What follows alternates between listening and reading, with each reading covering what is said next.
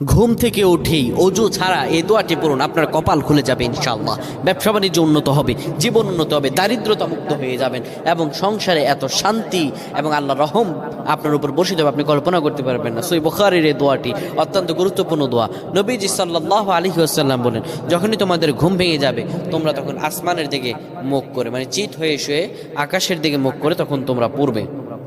এই দোয়াটি আপনি পড়ার আগে মনের মধ্যে নেক আশাগুলো অন্তরে লালন করে নিবেন আর পড়বেন, লা ইলাহা ইল্লাল্লাহু ওয়াহদাহু লা শারীকা লাহু লাহুল মুলকু ওয়া লাহুল হামদ ওয়া হুয়া আলা কুল্লি শাইইন কাদির, সুবহানাল্লাহ, আলহামদুলিল্লাহ, আস্তাগফিরুল্লাহ ওয়া আতুবু ইলাইহি, লা হাওলা ওয়া লা কুওয়াতা ইল্লা বিল্লাহিল আজিজিল আলিম, আল্লাহুম্মা গফির।